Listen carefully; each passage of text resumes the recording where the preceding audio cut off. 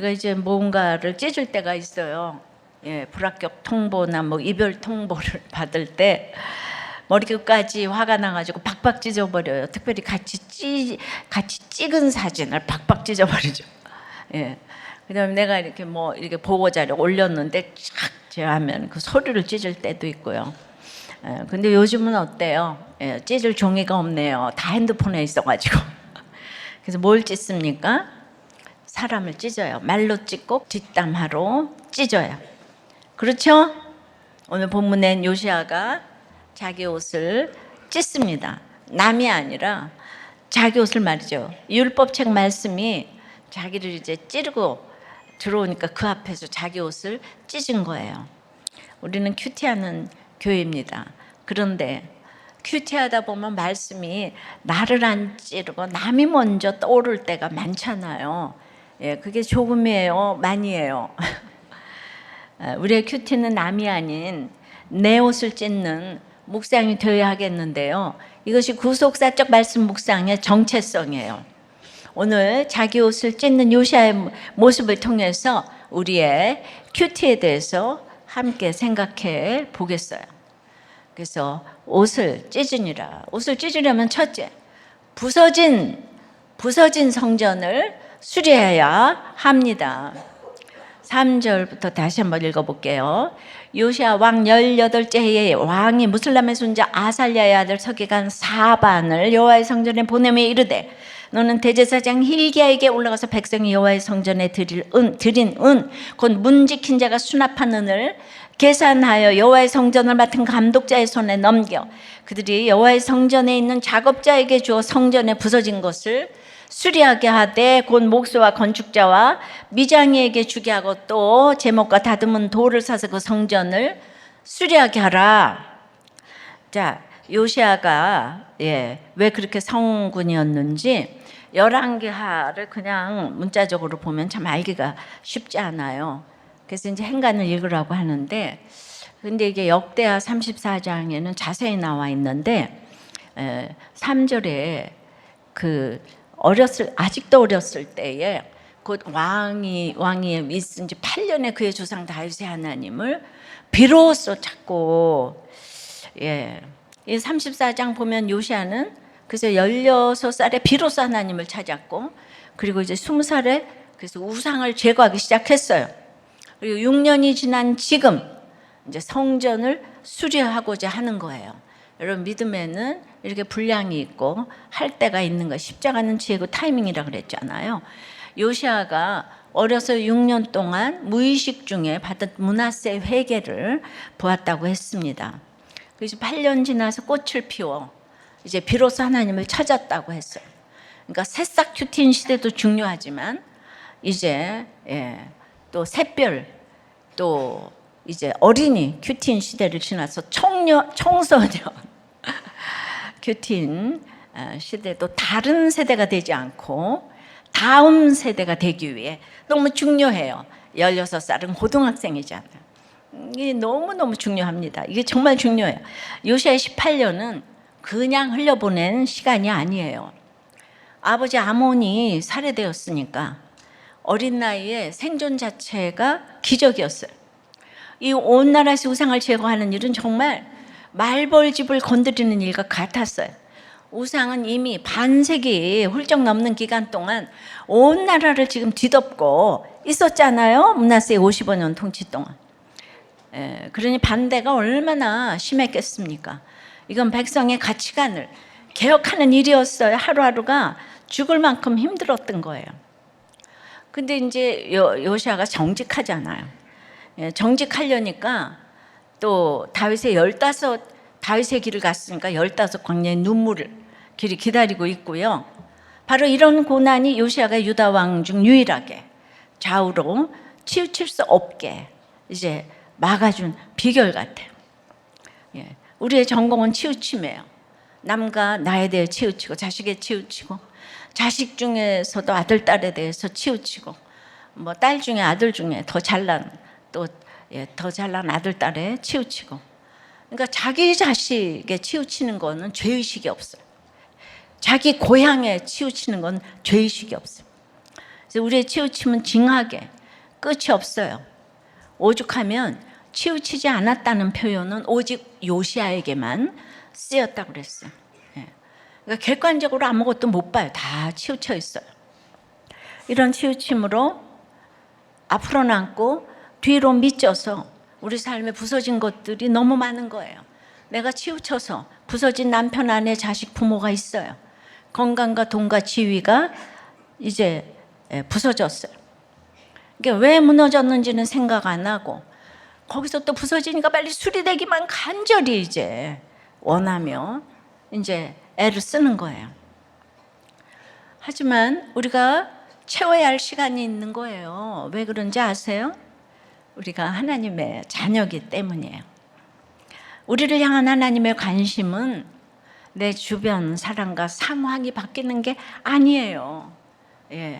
내가 치우쳤기 때문에 지금 부서졌거든요.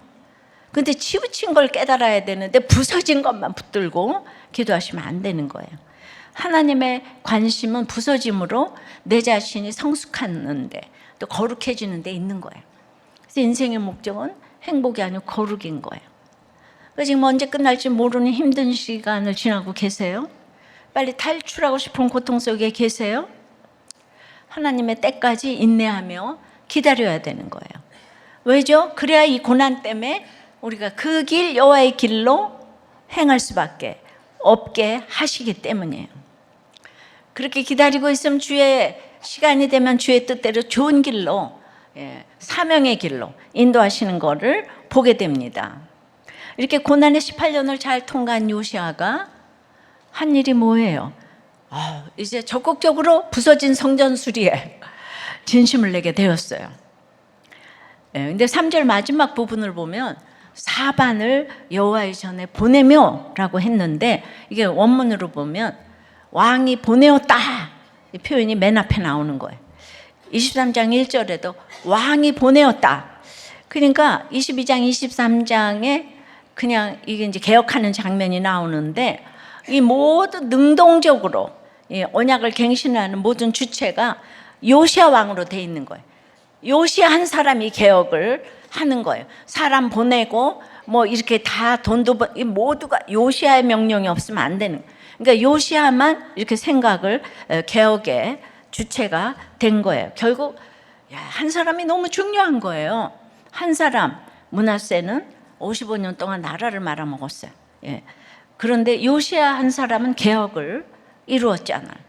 한 사람의 지도자는 너무 중요한데 므낫세 때는 우리가 심판의 시간을 또 겪게 하셨어요. 우리는 너무 정말 죄인이에요. 그래서 역사 인식을 갖고 성경을 잘 보셔야 되는 거예요. 성전이 부서진 것은 그 자리에 똑같이 있었어요. 그런데 55년 동안 아무도 주목해서 보지 않았는데 이거를 요시야가 주목해서 봤어요. 요시야에게 성전을 향한 애정과 관심이 있었기 때문이에요. 단점도 관심이 있어야 보이는 거예요. 그렇다고 단점을 그렇게 지적하시라는 소리 아니에요. 우리 믿음에 다 분량이 있기 때문에 그것도 하나의 또 옳고 그름이에요. 그러니까 단점 지적해 주는 사람은 그래도 이제 관심이 있는 사람으로 우리가 성숙한 사람 그것도 받아들여야 돼요. 요시야는 부서진 것을 본 데서 멈추지 않았어요. 수리하라는 명령을 내립니다. 그 방법까지 알려주는데요. 백성이 성전에 드린 예물을 모아 공사비로 정하고 그것을 감독자에게 넘겨 보수 공사를 하라고 합니다. 요시야가 18년 동안 성전에 대해 얼마나 생각하고 고민했는지 알 수가 있겠죠. 이 고민의 정점은 역시 사람에 대한 고민이에요. 7절입니다. 그러나 그들의 손에 맡긴 은을 회개하지 말지니, 회개 아니고 회개, 어카운트, 이는 그들이 진실하게 행함이니라. 여러분, 성전 감독자와 작업자들이 회개가 필요 없을 만큼 진실한 사람인지 왕이 어떻게 알겠어요? 관심이 있었다는 거예요. 성전 수리도 결국 사람이 해야 되는 거잖아요. 그러니 그 사람들이 서로 누군지 어떤 사람인지 평소에 살피고 분별했다는 거예요. 판단과는 다른 이 분별이 없으면 아무리 재정이 준비되고 시스템이 갖춰져도 소용이 하나도 없어요. 사람에 대한 관심이 가장 중요해요. 그럼 무엇을 위한 관심이겠어요? 이 큰 교회가 비교적 무리 없이 여기까지 온 것은 바로 여러분의 구원에 대한 관심 때문인 거죠. 그 관심이 부서진 성전을 수리하는 거예요. 왜죠? 그건 성전이 예배의 자리이기 때문이에요. 여러분의 예배 회복이 바로 부서진 나라, 부서진 일, 부서진 관계, 부서진 상황, 부서진 가정의 회복이기 때문이죠. 내가 성전이잖아요, 그죠? 예배를 통해 수많은 성도들이 나의 성전 수리를 위해 동원되고, 교회의 수많은 모임들이 나의 수리를 위해 있는 것이고, 수고하고 기도했던 수많은 성도 때문에 내 성전이 이 정도로 회복이 된 거예요. 내게 내 개인도 교회도 수리를 위해 수많은 감독자, 작업자, 목수, 건축자, 미장이, 제목, 다듬은 돌, 문지기 등 곳곳에서 전문가와 은사가 우리의 성전 수리를 위해서 이제 은사별로 돕는 거예요. 그래서 이 세상에서도 성도의 직업은 하나님의 뜻을 이루기 위해 주어진 거룩한 사명인 거예요. 이 세상은 100% 이기적으로 살 수밖에 없어요. 그래서 진정한 이타적인 삶을 배우는 곳은 교회밖에 없기 때문에, 그래서 잘 배워서 사회에 나가서 빛과 소금의 사명을 감당해야 합니다. 그러면 여러분은 또 이제 교회가 이타적인 삶을 배우지 못하는데요. 그러니까 우리는 북이스라엘 남유다를 봐도 그 완전한 교회가 없잖아요. 남유다도 이렇게 문하세처럼 완전 깨박을 치고 있잖아요. 근데 다윗의 언약이 흘러가기 때문에 교회는 힘이 있고 중요한 거예요.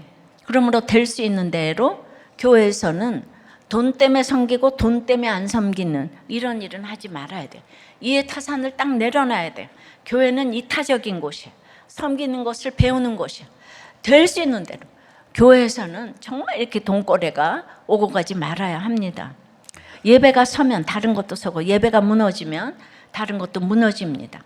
예배가 제일 중요하고 우선이라는 것을 아는 것이 바른 길의 출발점이에요.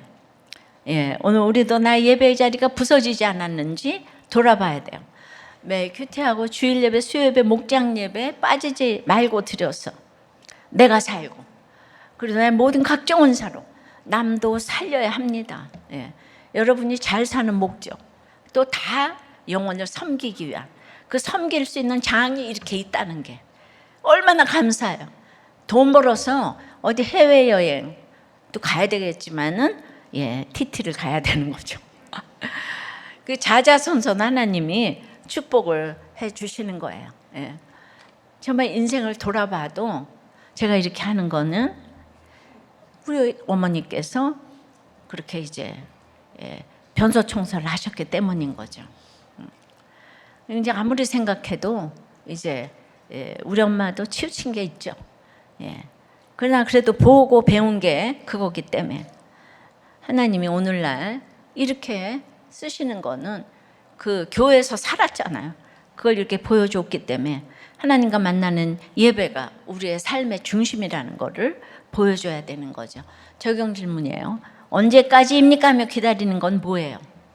기다리는 시간이 나를 치우치지 않게 지켜주는 길임을 믿습니까? 내 예배의 자리는 어떻습니까? 부서진 곳은 없습니까? 가정과 교회와 직장에서 영수증이 필요 없을 정도로 정직한 사람으로 인정받고 있습니까? 나의 수입은 하나님 앞에서 정직한 열매입니까? 자, 옷을 찢으니라. 첫째는 그래서 부서진 성전을 수리해야 돼요. 두 번째는 그리고 발견한 율법책을 읽어야 돼요. 여기에 중요한 이론이 장착이 돼야 되는 거예요. 발견한 율법책을 읽어야 합니다. 8절입니다. 대제사장 hil기야가 서기관 사반에게 이르되 내가 여호와의 성전에서 율법책을 발견하였노라고 hil기야가 그 책을 사반에게 주니 사반이 읽으니라. 대제사장 hil기야가 성전에서 율법책을 발견했다고 해요. 예. 그런데 공사 준비하면서 발견되었겠죠. 그런데 너무 이상하지 않아요? 성전에서 만화책을 발견할 수는 있어요. 요리책도 발견할 수 있어요. 그 책들은 성전에 있는 게 이상하잖아요, 그죠? 근데 발견했다고 말하는 게 지금 이제 율법책이잖아요. 성전에 율법책이 있는 건 당연한 거 아니에요. 없는 게 비정상이지. 그런데 그래서 성전 율법책을 발견했다고 해요. 이게 무슨 뜻이에요? 그동안 잊혀졌다는 거예요. 성전에 율법책 안 보이는 게 당연하게 되었다는 거예요. 없는 줄도 모르고 살았다는 거예요. 그것도 대제사장이 말입니다. 근데 hilki야가 율법책을 누구에게 줍니까? 서기관 사반에게 주는 거예요. 서기관은 히브리어로 소페르인데 율법학자란 뜻이에요. 대제사장도 그렇고 이 율법학자에게 율법이 없네요. have no. 그러니 할 일이 없으니까 왕실 최고 행정장관을 하는 거예요. 행정을 하는 거예요. 그래도 모든 나라의 문서를 총괄했어요. 제일 똑똑한 사람 중 하나였어요. 근데 이런 서기관이 율법책을 받고서는 어떻게 합니까? 읽어요.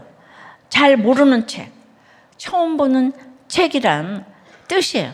유다가 어떤 나라예요? 하나님의 말씀을 맡은 나라 아닙니까? 그런데 그런 유다의 최고 박사가 율법학자가 율법책을 몰라요. 율법책이 이렇게까지 낯설어졌다는 거예요. 그만큼 이제 율법책이 인도를 받는 사람이 없어요. 유다 나라에. 이 나라가 만큼 부패했어요. 9절 10절입니다. 서기관 사반이 왕에게 돌아가서 보고하여 이르되 왕의 신복들이 성전에서 찾아낸 돈을 쏟아 여호와의 성전을 맡은 감독자의 손에 맡겼나이다 하고 또 서기관 사반이 왕에게 말하여 이르되 제사장 hilki야가 내게 책을 주더이다 하고 사반이 왕의 앞에서 읽음에 자 서기관 사반은 아주 책임감이 강한 이제 신복인데요. 왕의 명령대로 이제 그 수리공사 진행 상황을 보고하면서 왕의 명령대로 성전에서 찾아낸 돈을 감독자에게 맡겼나이다 라는 보고를 먼저 합니다. 근데 먼저 hilki야는 성전에서 율법책을 발견했다고 해요. 신복은 돈을 찾았다고 해요. 한쪽에서는 율법책을 발견하고 한쪽에서는 돈을 찾았다고 해요. 근데 이게 둘 다 똑같은 맞절하는 찾는다 같은 단어예요. 그러니까 여기 이때 상황은 말씀은 실종이 됐는데 헌금은 이제 계속 받았다는 거예요. 헌금 하여튼 돈 문제가 있어요. 그런데 이제 성전 수리를 준비하면서 이제 헌금의 원래 목적대로 쓰이도록 이제 돈을 찾았어요. 제자리를 찾았다는 그런 뜻이에요. 헌금이 제자리를 찾으니까 말씀이 임하는 거예요. 말씀이 돈 찾았다, 율법 찾았다. 그러니까 하나님께서 정하신 질서에 따라 있어야 할 자리에 이제 있게 되는 거예요. 영보 통과 이것이 이제 샬롬인데, 그러니까 우리가 개혁이라는 게 가정에서 오랫동안 안 보이다가 발견되는 분들 계시죠? 또 교회에서 오랜만에 발견되는 분들도 계시잖아. 그럼 그분들 찾기 위해서 우리가 지금 이제 목장에 초대를 해야 되는 거죠. 자, 주님이 정하신 가정의 자리를 잘 지키시고 교회에 마련된 자리에 잘 붙어 가시기 바랍니다. 근데 사반이 율법책을 뭐라고 보고하냐면 책을 주더이다. 율법책을 주더이다가 아니고 그냥 책, 그 책도 아니고 그냥 어떤 책, 하나의 그냥 책을 주더이다. 사반은 신복이지만 정말 이 책의 가치는 잘 몰랐던 것 같아요. 그냥 hilki야에서 받고 한번 읽고 왕 앞에서 지금 두 번째로 읽는데도 그냥 반응이 별로 없어요. 읽는 데서 끝나요. 율법학자가 행정장관을 하니까 율법책을 알아보지 못하고 있네요. 자, 단어도 다 알고 의미도 정확하게 이해했을 텐데 이것이 누구에게 왜 주시는 말씀인지 듣지를 못하는 거예요. 문자적인 의미는 다 이해하는데 그 문자적인 의미를 통해서 하나님이 오늘 나에게 주시는 영적 의미를 알지 못하는 거예요. 이제 한마디로 말씀이 들리지 않는다, 이 뜻이에요. 말씀이 들리지 않는 건 단지 귀가 안 들리는 것도, 뜻을 이해하지 못하는 것도 아니에요. 예, 말씀이 지금 나에게 주시는 하나님의 음성을 이제 깨닫지 못하는 거예요. 오늘 나에게 주신 음성을 깨닫지 못하는 거예요. 하늘의 언어로만 듣는 거예요. 땅의 언어로 해석을 못하는 거예요. 예, 내 사반의 낭독을 듣고 반응하는 한 사람이 딱 있으니 바로 요시야인 거예요. 11절입니다. 왕이 율법책의 말을 듣자 곧 그의 옷을 찢으니라. 직접 읽고 있는 사반은 아무 반응이 없는데 그 말을 들은 요시야는 옷을 찢습니다. 수고는 사반이 하는데 열매는 요시야가 누리는 거죠. 그러면 이제 오늘의 본문을 다시 한번 이렇게 우리가 이제 생각을 해보겠는데, 요시야는 사실 태어나면서부터 온 생애를 통해 본인도 모르게 개혁자 인생이 준비되어졌어요. 그리고 또 단계적으로 개혁을 해왔어요. 그래서 이미 개혁은 시작되었었죠. 그러므로 율법책을 발견하기 위해서 성전 수리를 한 건 아니에요. 이제 5절에 요시야는 감독자의 손에 은을 넘겨주었어요. 이게 모든 주체가 요시야라 그랬잖아. 그러니까 한 사람의 이렇게 확신이 개혁을 갖고 오는 거예요. 은을 넘겨주었는데 감독자는 그 은을 작업자에게 주는 거예요. 그런데 그 이유가 7절에 이제 작업자가 또 모두 진실하게 행했기 때문이라고 합니다. 예. 이제 좀 어렵겠지만 하여튼 들어두세요. 예. 그러니까 이제 넘겨주다, 주다, 예, 은을 넘겨주고 주다, 주게 하다. 넘겨주고 넘겨주어서 그 사람이 다른 사람을 또 주게 하다. 예, 이렇게 이게 히브리어로 나탄인데, 근데 기가 막힌 거는 이 나탄이란 동사가 8절 10절에 hilki야가 율법책을 사반에게 주었다는 표현에서도 나탄이 사용되는 거예요. 그러니까 그들이 성전 수리의 진실되이 행하니 이제 요시야가 은을 감독자에게 넘겨서 그들이 작업자에게 주어 그들이 목수 미장이에게 주게 했다 그랬잖아. 예, 이건 거죠, 그죠? 성전 수리할 때. 그러니까 요시야도 정직히 행하니까 하나님이 요시야에게 율법책을 넘겨 대제사장과 사반에게 주어 그들이 또 다른 백성들에게 주게 한 것이라, 이렇게 보면 되는 거예요. 그러니까 핵심 일꾼들과 요시야가 한 마음으로 진실히 행했다는 거예요. 예. 하여튼 그런 게 있네요. 예. 아유, 내가 나 참 어려워. 아유. 근데 결과적으로 보면 하나님 보시기에 정직히 행하고 진실이 행했을 때 은이 주어지고 율법책이 주어진 거예요. 그러니까 뭔가 율법책 때문에 성전 수리를 한 건 이제 아닌데, 작업자들이 진실하게 행했다는 게 굉장히 중요한 거예요.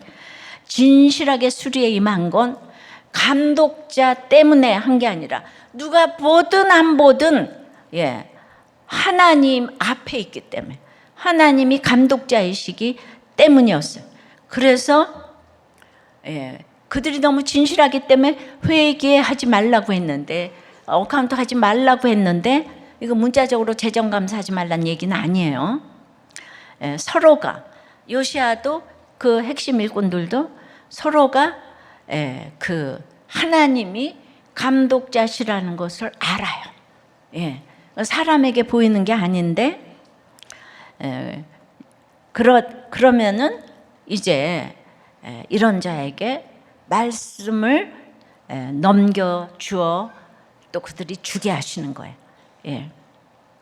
자, 이제 중요한 거는, 그러니까 하나님 앞에 서 있으면 돈을 진실되게 사용하네요. 오늘 보니까 돈을 찾아가지고 진실되게 성전 수리를 위해서 쓰잖아요, 지금. 그죠? 예. 그래서 옷을 찢는 거는 항상 끝에 돈이 있어요. 돈 씀씀이로 세상과 교회에서도 진실성을 가리는 거예요. 너무 중요한 거예요. 그러니까 비로소 하나님을 찾으니 정직하고, 정직하니 더욱 말씀이 임하고, 더욱 말씀이 임하니 더욱더 정직하게 행하고.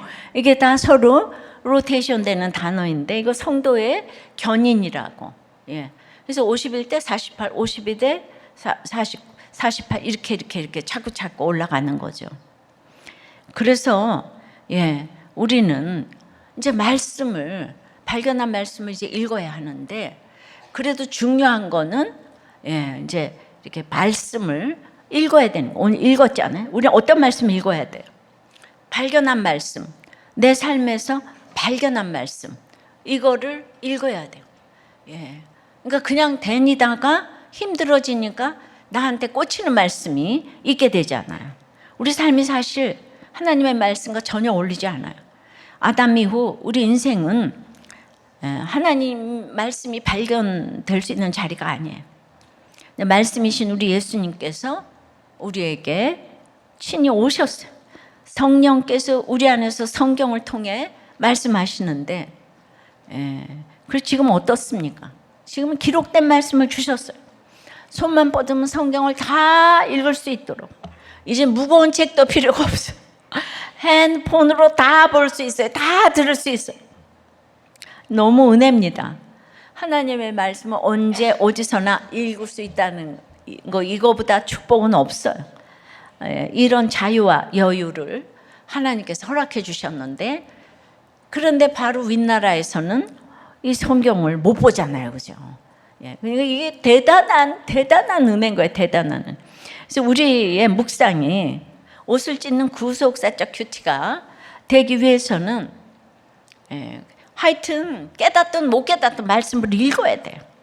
발견한 율법책, 성경을 여러분들이 안 깨달아져도 매일 읽기만 해도 하나님의 말씀이 살아있고 운동력이 있어서 이제 능력이 되는 거예요. 매일 큐티하겠다고 오늘 한 번 더 결단하시고요. 목장에서 결단을 또 좀 올리시고, 예배와 목장을 전심으로 말씀이 나를 지배하고 살려가는 예배로 서로 으쌰으쌰 응원하고 격려하면서 날마다 발견한 율법책을 읽고 읽어내는 큐티를 잘 하시는 여러분 되시기를 바랍니다. 적용 질문이에요. 있어야 할 자리를 잘 지킵니까? 말씀은 내 삶에서 발견됩니까? 내 삶에 자리 잡고 있습니까? 중심에 있습니까? 가장자리에 있습니까? 말씀은 언제 어떻게 읽고 있습니까? 이제 돈과 말씀이 임하기 위해서 여러분들이 얼마나 자신을 진실하다고 평가하시겠습니까? 내가 치우치니까 성전이 부서졌는데 부서진 것만 놓고 지금 이제 기도하시면 안 된다는 거예요. 그래서 해석이 중요해요. 여러분의 진실의 목적이 사명이에요, 야망이에요. 자, 옷을 찢으니라 부서진 성전을 수리해야 돼요. 발견한 율법책을 읽어야 돼요. 읽었으면은 세 번째 듣고 찢고 물어야 돼요. 들었으면 내 마음을 이렇게 막 찢고 하나님께 물어야 합니다. 듣고 찢고 물어야 돼요. 11절입니다. 왕이 율법책의 말을 듣자 곧 그의 옷을 찢으니라. 율법책을 읽기만 한 서기관 사방과 달리 요시야 왕은 자기 옷을 찢어요. 그것도 율법책의 말을 듣자마자 곧 그렇게 해요. 이게 중요해요. 듣는 것과 찢는 것 사이에 시간이 없어. 변명이 끼어들지를 않아. 계산이 들어올 틈이 없어. 듣자마자 찢는 거예요. 이게 말씀을 진짜로 들은 사람의 모습인 거예요. 나중에 회개하는 거 없어요. 즉각적인 사과와 무릎 꿇음이 이제 이어지는 거죠. 옷을 찢는다는 것은 슬픔과 분노의 강렬한 표시예요. 특히 왕이 자기 옷을 찢는 것은 엄청난 사건 앞에서 체면, 지위, 자존심, 권세를 스스로 버리는 거잖아요. 어찌 보면 인간에겐 이 일이 제일 어려운 것 같아요. 왕으로. 예. 그러니까 조금만 올라가도 오픈하기가 어려워지잖아요. 예. 모든 세상의 관습이 찌질하다고 보니까.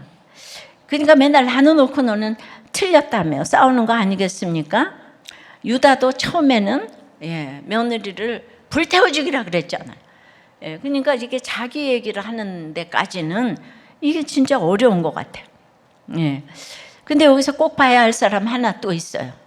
요시야의 아들 여호야김이에요. 예레미야 36장에 보면 여호야김도 아버지와 똑같은 상황을 만나요. 하나님의 말씀이 적힌 두루마리를 받았어요. 그런데 여호야김이 어떻게 합니까? 그 두루마리를 칼로 쭉쭉 잘라서 화롯불에 던져버리는 거예요. 36장 24절에 왕과 그의 신하들이 이 모든 말을 듣고도 두려워하거나 자기들의 옷을 찢지 아니하였고, 지금 이게 아버지 요시야의 아들 여호야김이나 똑같이 찢었어요. 똑같은 단어 카라예요. 그런데 요시야는 말씀 앞에서 자기 옷을 찢었고 아들 여호야김은 말씀을 찢었잖아요. 왜 말씀을 찢었을까요? 자기가 찢어지기 싫기 때문이죠. 말씀이 자기를 찌르고 들어오니까 자기가 찢어지기 전에 말씀을 먼저 찢어버린 거예요. 뭘? 왕의 권위로. 자기가 하나님보다 위에 있으니까. 여러분 이게 무서운 거예요. 자기를 안 찢으면 말씀을 찢게 돼요. 둘 중 하나예요. 내가 찢어지든지 말씀을 찢든지. 성경을 구속사적으로 묵상하지 않으면 그냥 지식과 경건의 모양으로만 읽으면은 어떻게 됩니까? 이렇게 말씀을 찢게 되면 남편을 찢고 아내를 찢고 자식을 찢고 지체들을 찢는 거예요. 이 말씀 우리 남편이 들어야 하는데, 이거 우리 아들이 알아야 되는데, 저 사람 이대로 가면 안 되는데, 내가 찢어져야 되는데 맨날 남들을 찢고 있어요. 여호야김은 말씀을 찢었고 우리는 말씀으로 남을 찢어요. 그런데 요시야는요, 말씀이 자기를 이제 찢게 뒀어요. 자기 옷을 찢었어요. 그런데 말씀을 찢는 게 중요한 게 아니라, 옷을 찢는 행위가 중요한 게 아니라 왜 옷을 찢느냐, 이게 중요하잖아요. 12절 13절 왕이 제사장 hil기야와 사반의 아들 아히감과 미가야의 아들 악볼과 서기관 사반과 왕의 시종 아사야에게 명령하여 이르되 너희는 가서 나와 백성과 온 유다를 위하여 이 발견한 책의 말씀에 대하여 여호와께 다 같이 물으라. 옷을 찢고 나서 요시야가 뭘 해요? 제일 신이 많은 사람 5명을 선발해서 보냅니다. 어디로 보내죠? 이 발견한 책의 말씀에 대해서 여호와께 물으라. 요시야는 이 문제를 내가 어떻게 해결하지? 안 그래요.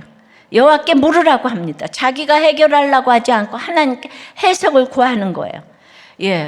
이게 말씀 앞에서 이게 무슨 뜻이에요? 우리가 어떻게 해야 합니까? 묻는 거예요. 여러분 이게 진짜 큐티예요. 구속사적 말씀 묵상이에요. 바로 캐스천 타임이에요. 묻는 시간이에요. 캐스천 타임이에요. 근데 대체 요시야는 왜 여호와께 물으라고 할까요? 13절 계속 봅니다. 우리 조상들이 이 책의 말씀을 듣지 아니하면 이 책이 우리를 위하여 기록된 모든 것을 행하지 아니하였으므로 여호와께서 우리에게 내리신 진노가 크도다. 여기 이제 왜냐하면 이게 이제 원어에 붙어 있는데, 이렇게 물어야 하는 이유가 뭔가 하면은 진노가 크기 때문이라고 그래요. 근데 이 진노가 왜 왔다고 그래요? 우리 조상들이 이 책의 말씀을 듣지 아니하였기 때문에 진노를 내리신 것이죠. 이 책에 우리를 위하여 기록된 모든 것을 행하지 아니하였기 때문에 진노를 내리신 것이라고 깨달았어요. 고백했어요. 아마 hil기야가 발견한 율법책은 이제 모세오경 중에서 신명기 28장과 같이 하나님을 배반했을 때는 심판과 저주를 기록한 말씀, 이런 거 읽어줬다는 거예요. 딱 거기 나오는 내용이거든요. 요시야는 이 말씀을 듣고 바로 옳습니다, 아멘 한 거예요. 요시야, 우리 죄악으로 이렇게 됐다. 그리고 그 말씀으로 지금 자기 삶의 현실을 읽어 내려간 거예요. 해석한 것이죠. 뭐라고 해석했어요? 이거는 진노다. 인정하기 싫지만 말씀의 진단이니까 받아들인 거예요. 그리고 이제 어떻게 해야 할지 모르니까 이 진노가 임했는데 여호와께 물어야 되는 거예요. 진노가 임했는데 분노하는 게 아니고 여호와께 이제 묻고자 하는 거예요. 그래서 이 말씀을 여호와께 묻는다는 거, 옷을 찢었다는 거, 더 큰 회개로 나가게 되는 거죠. 예. 그래서 말씀으로 내 삶을 해석하고 내 삶에 내린 진노를 깨닫고 그 진노가 죄의 대가임을 인정하고 죄를 고백하는 거, 그리고 이제 우리가 어찌할꼬 하면 하나님께 묻는 것, 이것이 바로 말씀대로 하는 회개예요. 그런 생각을 해보니까 정직히 행했다고 했지만 성경을 모르니까 정직의 깊이가 너무 초라한 거예요. 나는 아무것도 아니었구나. 말씀 앞에 비추어 보니 너무나 부끄러워 옷을 이제 찢을 수밖에 없는 거예요. 회개할 것이 너무나도 많았어요. 자기의 죄뿐만 아니라 할아버지, 이게 있잖아요. 이게 말씀 임하지 않으면 할아버지 문화세가 55년이나 장기 집권에는 얼마나 훌륭해요. 예, 우상을 그대로 따라가죠. 그냥 아버지는 너무 불쌍해 2년 만에 살해당했어. 이 상처 속에서 그냥 원망을 할 텐데 할아버지 아버지의 죄가 다 내 죄라는 거 회개하며 애통했을 거예요. 예. 그리고 이제 그게 이제 생각이 안 나다. 그냥 요시아는 아버지도 악했지만 아들들도 다 너무 악해요. 모든 아들들이 전부 악해. 세 아들이 아들이. 그래서 좌우로 치우치지 아니했어요. 자기가 성전 수리하면 의로워서 다른 사람들 보면 정죄하기가 쉽잖아요. 그렇게 의로워질 즈음에 율법책의 말씀을 들었는데 이 사람이 택자니까 한 번을 읽어줘도 이렇게 딱 회개를 하게 되는 거예요. 예. 설교, 간증, 기도, 양육 수없이 들려줘도 안 들리는 성도가 너무 많잖아요. 어떤 분은 여기 처음 왔을 때는 설교가 하나도 안 들려서 설교 시간마다 다른 설교 들었어요. 핸드폰으로. 예. 와이프하고 똑같이. 근데 어느 순간 말씀을 계속 듣다 보니까 말씀은 안 들렸는데 그래도 목사님의 진심이 좀 느껴졌어요. 예. 그래서 이제 그 네 죄를 봐야 된다는 기초를 깨닫는 순간 설교를 듣게 되었다고 해요. 또 한 분은 네 목자님이야. 내 인생의 가장 큰 결함은 묻지를 않는 것. 왠지 부끄럽고 창피하고 남에게 피해를 주는 것 같고 물어도 별답이 없을 것 같고 내 생각과 다르면 괜히 불쾌하고 괜히 물었다고 자책하며 내 생각이 옳다고 주장하는 익숙한 길에서 벗어나기 싫어하는 것이 가장 큰 결함이다. 이렇게 또 고백해 주는 게 어디예요.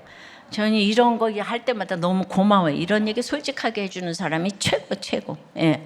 그래서 이제는 회개하고 하나님께 묻고 가려고 한다고.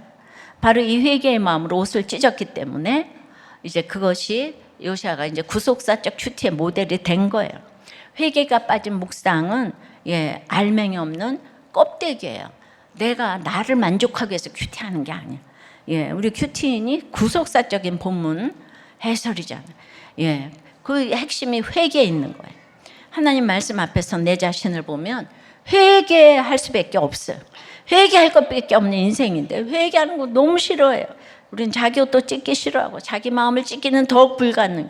그러니까 자기 마음을 안 찢으니까 하는 일이 남을 판단하는 거. 이게 전공. 남의 마음 찢기에 바빠요. 그래서 이제 그래도 하여튼 이런 거를 깨달으시면 좋아요.